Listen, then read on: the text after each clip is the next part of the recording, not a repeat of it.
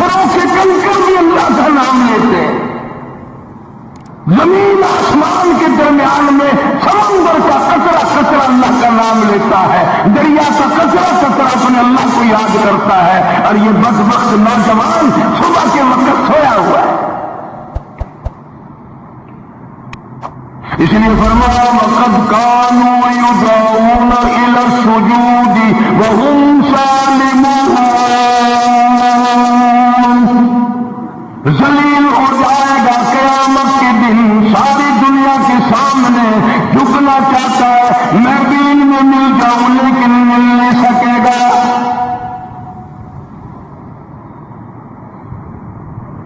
ارشاد فرمایا مدنی کریم صلی اللہ تعالی علیہ وسلم نے، بے نماز کو قبر میں رکھو، قبر کے اندر جب وہ جاتا ہے دائیں پسلی قبر اتنی زمین قبر کی اس کو دباتی ہے اور آواز لگاتی ہے، او اللہ کی 5 وقت کی بازی، اللہ اکبر اللہ اکبر، یہ سارے نام سن کر سونے والے، ٹیپ ریکارڈ چلانے والے، وی سی آر پہ بیٹھنے والوں، ٹیلی ویژن پہ رہنے والوں، اللہ اکبر، اور بڑی ذات اس مولا کی ہے، آ جا۔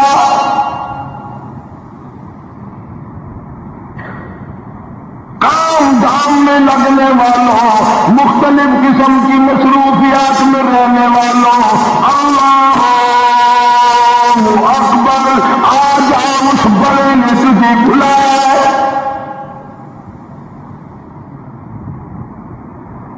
نہیں آتا۔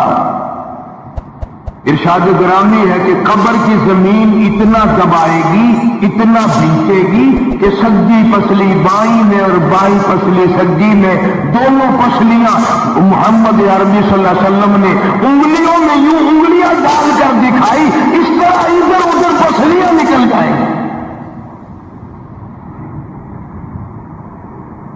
ارشاد فرمایا مدنی کریم صلی اللہ تعالی علیہ وسلم نے، اب قبر میں ایسا سانپ مقرر کر دیا جاتا ہے جو پیروں کے ناخنوں سے لے کر سر کے بالوں تک ڈستا چلا جاتا ہے۔ اتنا زہریلا سانپ، اتنا زہریلا نام، میری تیری بات نہیں، کسی ڈاکٹر حکیم کی بات نہیں، کسی وزیر سفیر کا بیان نہیں، امام الانبیاء صلی اللہ علیہ وسلم کا بیان ہے۔ آپ نے یوں فرمایا اتنا زہریلا سانپ مقرر ہوگا، اگر پوری دنیا میں وہ سانپ ایک پھنکار مار دے قیامت تک سبزگاہ پیدا نہ ہو، زمین پہ کوئی سبزہ پیدا نہ ہو، اتنا زہریلا سانپ اسے رکھے گا۔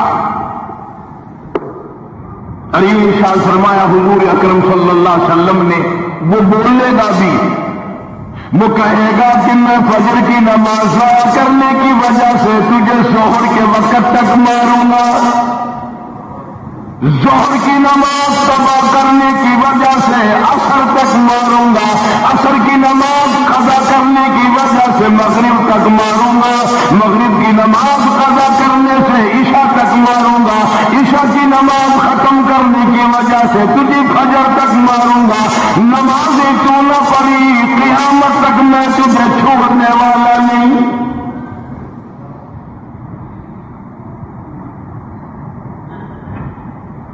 کتنی سخت وعید ہے، کس قدر اللہ سبحانہ و تعالی نے اور نبی پاک صلی اللہ علیہ وسلم نے ہمیں ڈانٹ دی ہے کہ میرے دروازے پہ آؤ اور میرا نام لو، تمہاری مشکلیں حل کروں گا، تمہاری پریشانیاں دور کروں گا، تمہاری تلخیوں کو راحتوں سے بدل دوں گا، اور تم میرے دروازے پہ آ کے سر پہ جھکا۔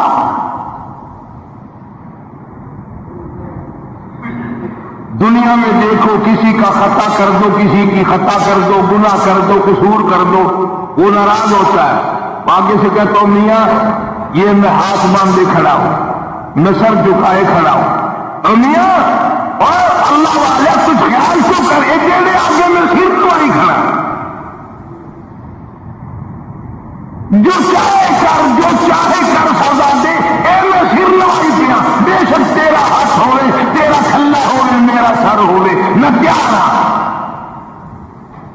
بے لوگ بھی ان کو آخ دیں وہ بھی آتا او میاں پھر نوائی کھڑا ہوں بس کچا اور معاف کر دے. اور میں کہتا ہوں تو سارا دن گناہ کرتا ہے, سارا دن اپنی آخرت کو برباد کرتا ہے. نماز کا سجدہ کر. اللہ فرماتے ہیں تو سجدے میں جب سبحان ربی الاعلیٰ کہتا ہے مجھے شرم آتی ہے کہ تیرا سر اٹھ جاؤ تیرے گناہ معاف نہ ہو.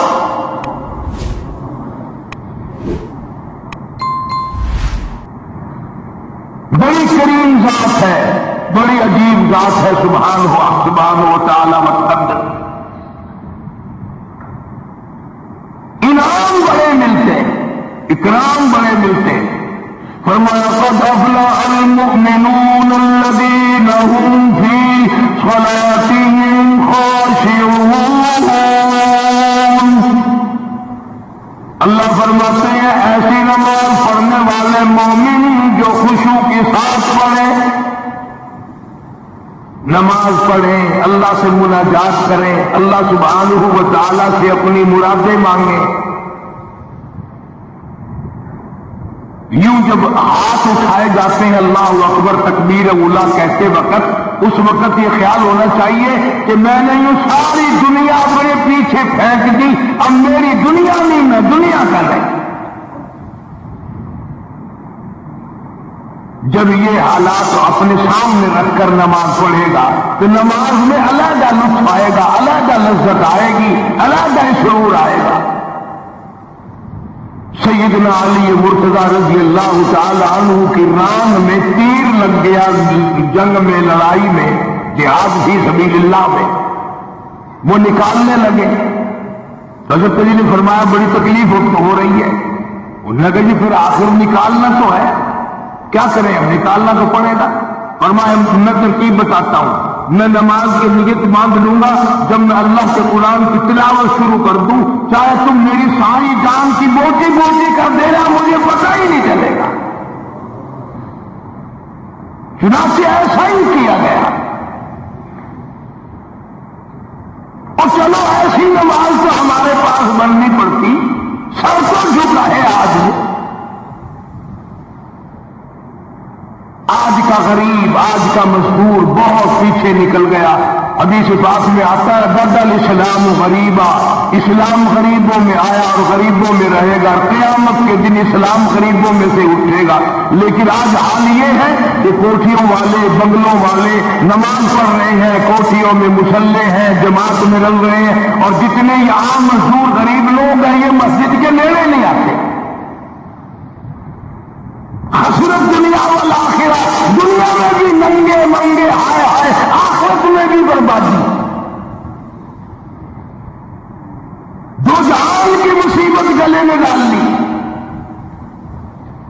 اس لیے کہتا کہ کچھ نہ کی اعمالوں پر اپنے نظر, کچھ نہ کی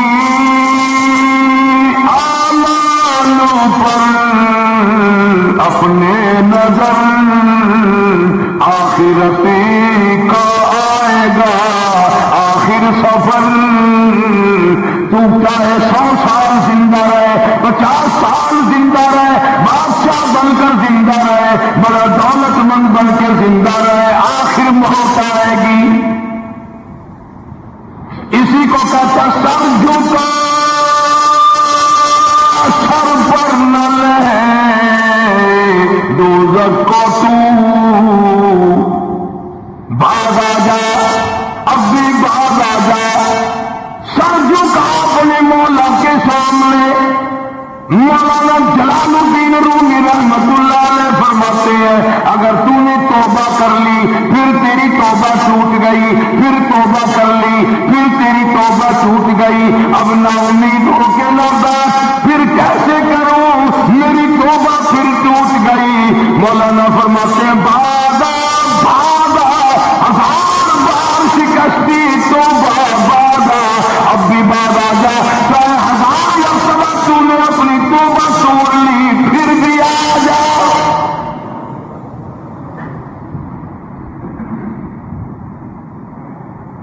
تیرے گناہوں کی اگر کوئی حد نہیں, میرے خزانے, میری خزانے کی بھی کوئی انتہا نہیں. تو کہنے والا تو بل مولا تیرے سوا میرا کون ہے، میں کہاں جاؤں. اسی کو کہتا ہے کہ تیرے کرم سے بے نیاز، تیرے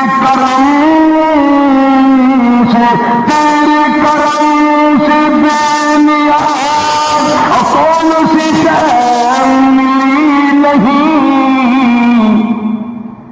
جوانی دی، تندرستی دی، صحت عطا فرمائی، خوبصورت بیوی دی، سونے سونے بچے دیے، آل اولاد دی، 2 ٹائم کھانے کو دیتا ہے، پینے کو دیا، فرمایا ساری چیزیں عطا کی، تیرے کرم سے بے نیاز، اور کون سی شے ملی نہیں.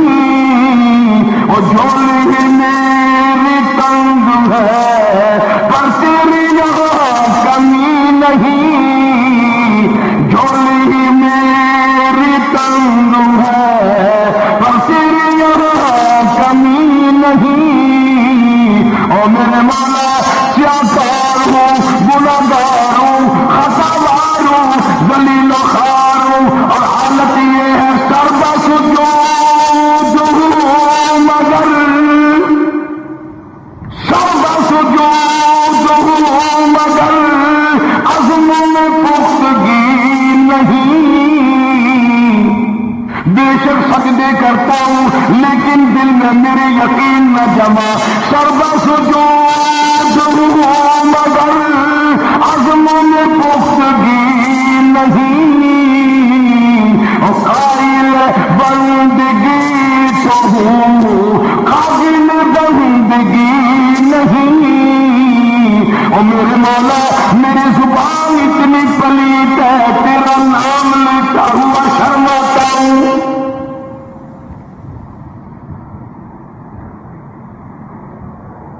حدیث پاک میں حضور اکرم صلی اللہ علیہ وسلم نے فرمایا قیامت کے دن، گھبراہٹ والے دن میں، ہولناک منظر والے دن میں، جب کسی کو کسی کا ہوش نہ ہوگا، اپنے اپنے پسینے میں لوگ غرق ہوں گے، اپنی اپنے گناہوں کی وجہ سے تباہ و برباد ہو رہے ہوں گے، لیکن کچھ لوگ اس دن بھی نور کے ممبروں پہ بیٹھے ہوں گے. لوگ کہیں گے الہی یہ کون آ گئے؟ آج کا دن جب کے بڑے بڑے نفسی نفسی پکار رہے ہیں، جواب ملے گا یہ وہ ہیں جنہوں نے ساری عمر میں کبھی نماز قضا نہیں کی. یہ وہ ہیں جو ہر وقت میرے سامنے سجدے کیا کرتے تھے، عبادت کیا کرتے تھے، سبحان ربی الاعلیٰ کی رٹ لگایا کرتے تھے، سبحان ربی العظیم یوں جھک کر میری تعریف کیا کرتے تھے. اس نے فرمایا قد افلح المؤمنون الذین هم فی صلاتهم خاشعون.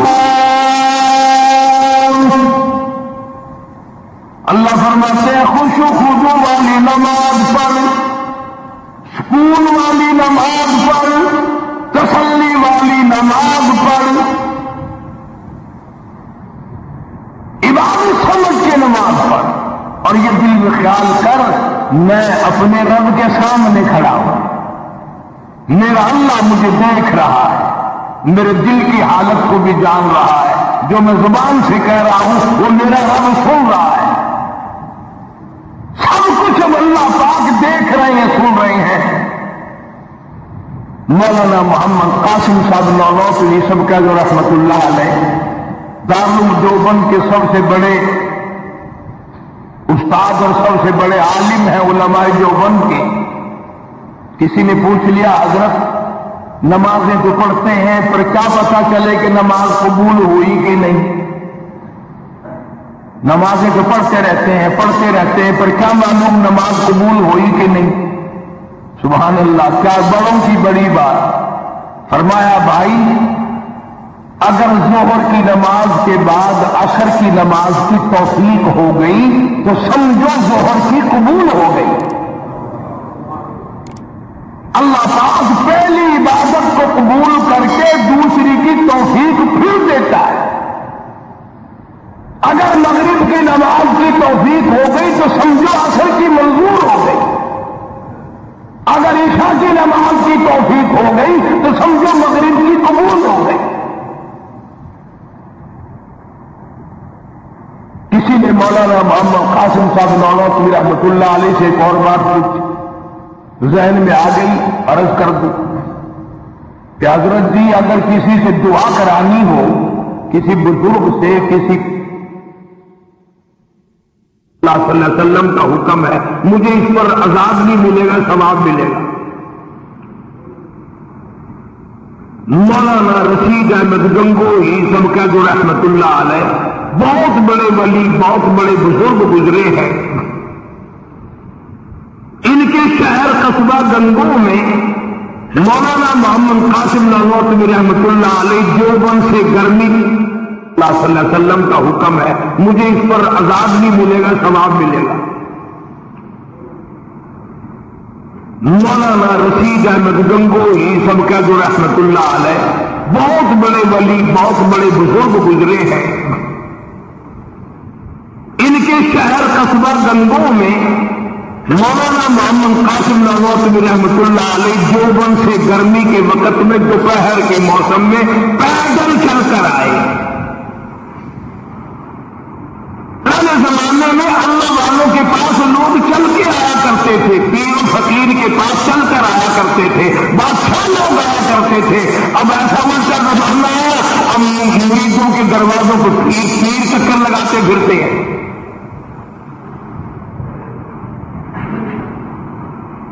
چکر لگا رہے ہیں پیر رات دن، اب کپاس کی موسم آئے گی، وہ بھی لڑائی لے رہے ہیں کہ چلو مریدوں سے کچھ مار کے لائیں گے۔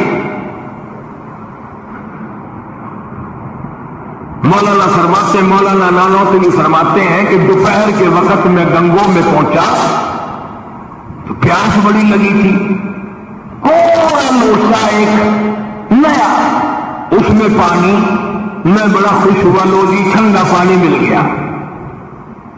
کوڑے لوٹے میں وضو کا لوٹا تھا، اگر سے اس میں کوڑے لوٹے میں پانی رکھا ہے۔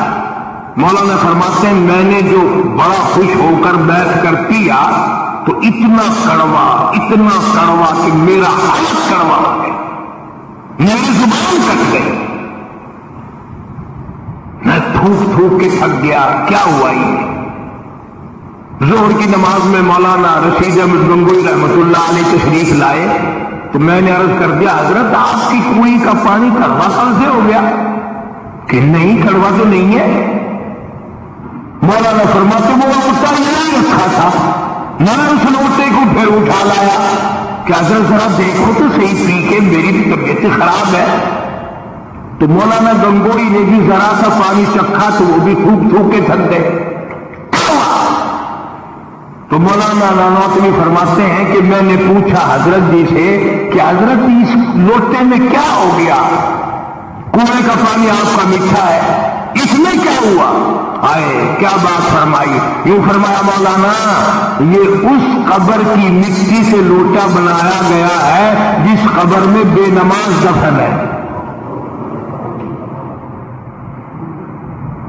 مٹی کا گارا بنا اور گارے سے پھر لوٹا بنا، دھول میں سکھایا، ہوا میں خشک کیا، آرے میں پکایا، آج بھی اس میں پانی ڈال دیا، وہ اتنا کڑوا ہے، اتنا تلخ ہے، اور جس مردے نے اس قبر میں عذاب بھگتا ہوگا اس کا کیا حال بنا ہوگا؟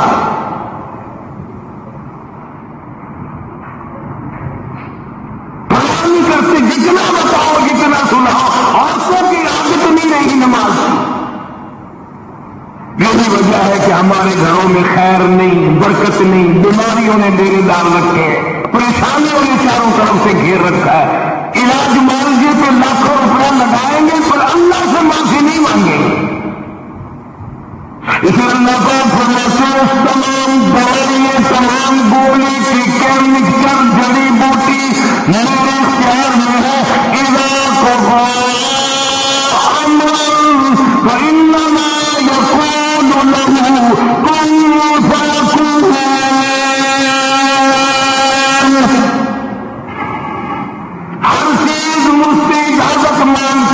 جب ابھی اجازت مانگتی اپنا کام کروں کہ نہیں، بولی کہ